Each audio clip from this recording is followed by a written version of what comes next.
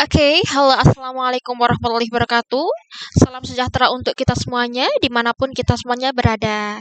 Baik, di sini Ibu akan menjelaskan kembali mengenai penelitian sosial dan khususnya bagi teman-teman nih ya yang belum menyelesaikan tugas penelitian sosial kemarin ya semester lalu. Oke, jadi penelitian sosial adalah suatu metode atau usaha yang dilakukan ya dengan metodologi ilmiah dan sistematis serta logis untuk menemukan suatu fakta sosial ataupun fakta ilmiah di lapangan ataupun membuktikan suatu fakta ataupun ilmu tertentu di lapangan ya. Lapangan ya berarti tempat kita melakukan penelitian itu tadi ya gitu ya. Nah, untuk penelitian sosial sendiri secara umum ada dua jenis, yaitu penelitian kualitatif dan penelitian kuantitatif. Untuk penelitian kualitatif sendiri, kita biasanya menggunakan kalimat atau deskriptif ya. Jadi seringkali kita katakan bahwa kajian dalam penelitian kualitatif itu ya berbasis kualitatif deskriptif ya. Kita menggunakan kalimat-kalimat deskripsi atau deskriptif gitu ya. Nah, untuk instrumen ataupun alat yang digunakan dalam melakukan penelitian kualitatif ini biasanya kita cukup dengan melakukan observasi dan wawancara ya gitu ya. Nah, untuk observasi dan wawancara sendiri ya tentunya akan ada instrumen tambahannya lagi, misalnya apa? Pedoman observasi dan pedoman wawancara. Nah, pedoman observasi itu meliputi seperti biasanya kita bikin dalam suatu tabel lah ya atau daftar pertanyaan apa aja sih aspek yang mau kita amati, kita observasi di suatu wilayah atau tempat tertentu di mana kita melakukan penelitian. Nah, sedangkan untuk apa namanya tadi instrumen berupa eh pedoman wawancara maka itu berupa daftar-daftar pertanyaan yang akan kita bawa nanti pada saat kita melakukan wawancara ya gitu ya. Nah, untuk penelitian kuantitatif itu sendiri, biasanya basis datanya itu berupa angka, ya.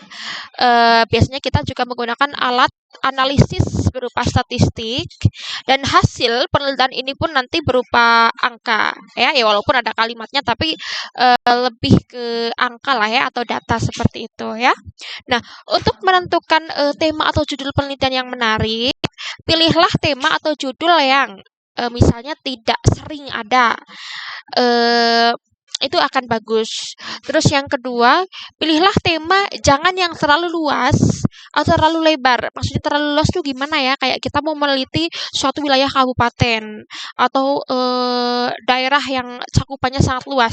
Nah, karena akan mempersulit diri kalian sendiri untuk melakukan penelitian itu.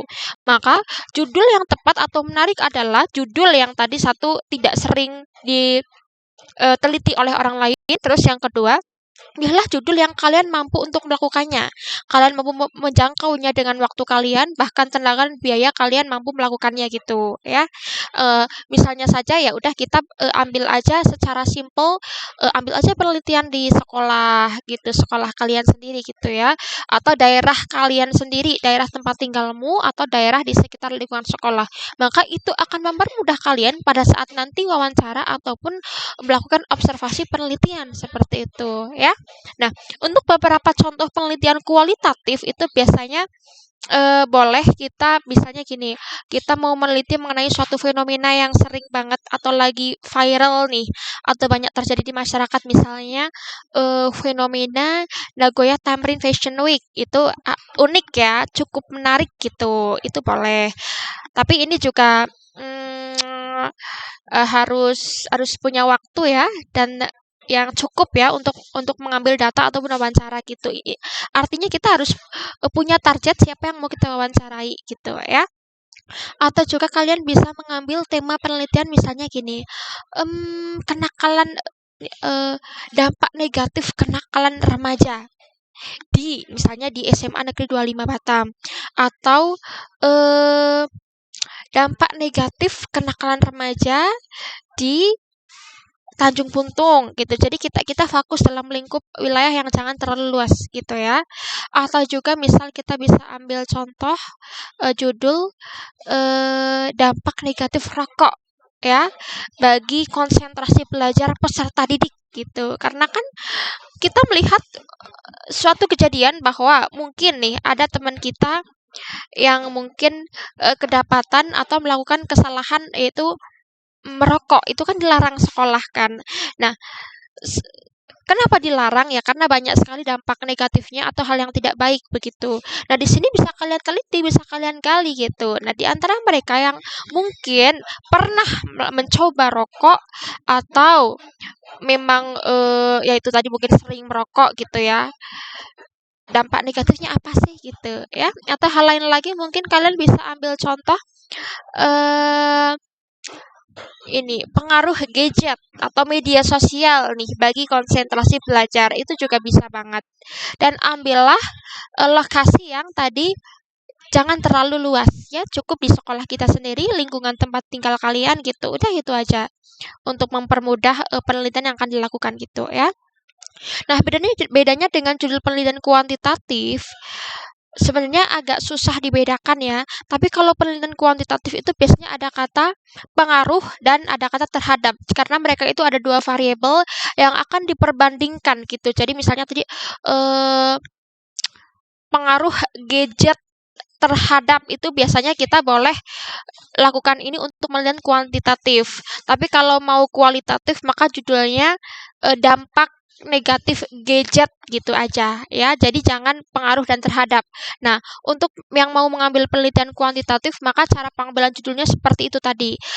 Pakai kalimat kata pengaruh dan terhadap ya kita gunakan di judul kita gitu. Jadi ini untuk menunjukkan bahwa ada dua variabel yang akan kita bandingkan, yaitu tadi pengaruh dari si media sosial ini dan keadaan mungkin misalnya mental kita kayak gitu atau prestasi belajar kita kayak gitu. Nah, nanti misalnya berapa persen sih pengaruhnya, seberapa buruk sih gadget itu mempengaruhi belajar kita atau positifnya apa kayak gitu. Jadi ada prosentasenya nantinya gitu ya. Itu.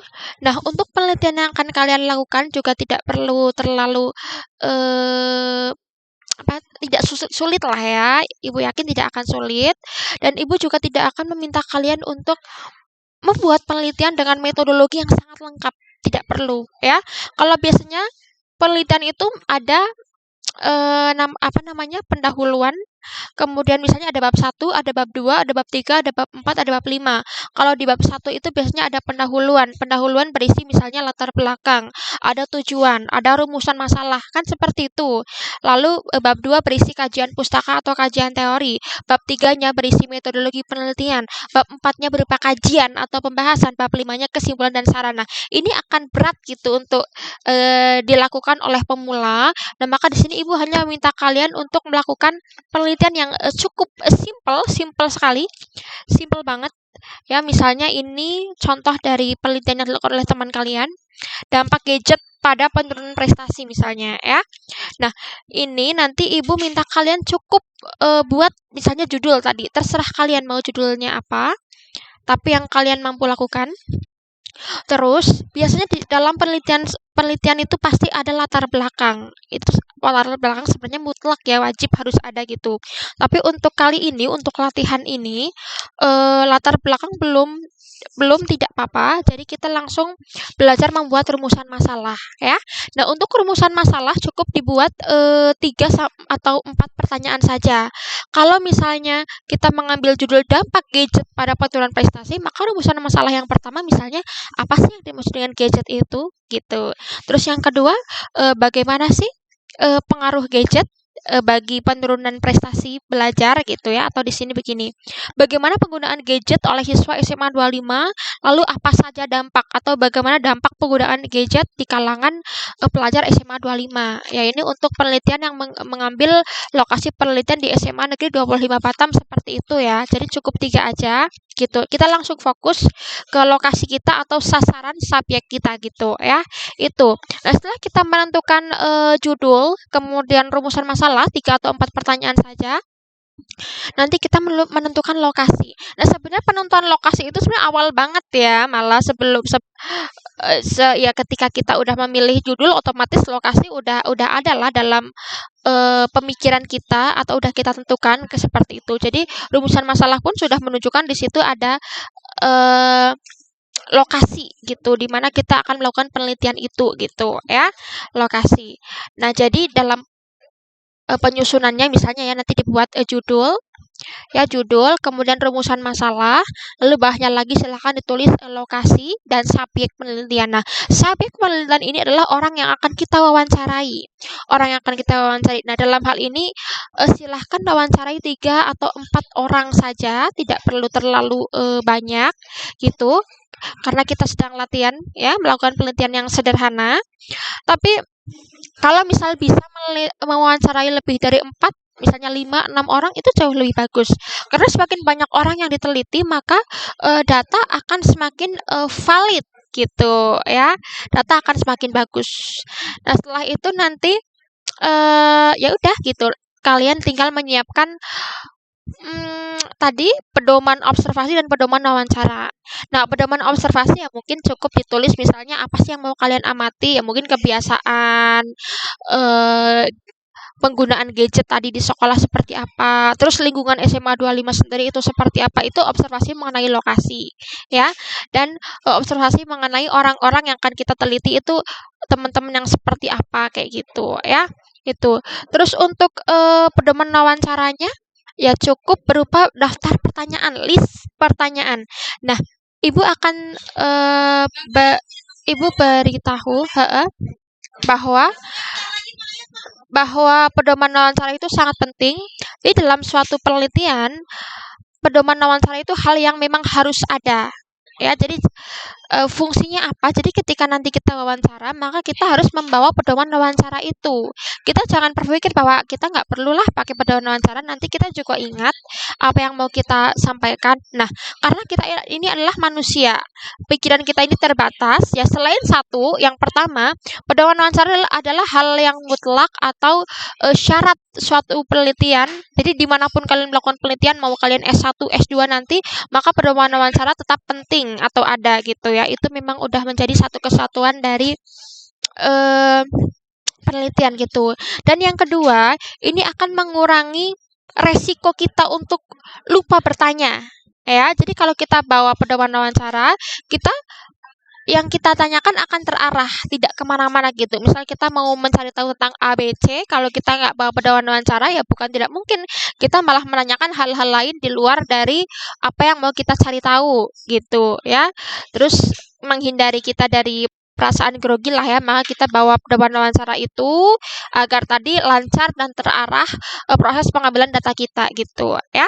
Mungkin seperti itu yang perlu disiapkan. Dan untuk penyusunan laporannya pun cukup sangat simpel, Ibu rasa sangat simpel lah ya.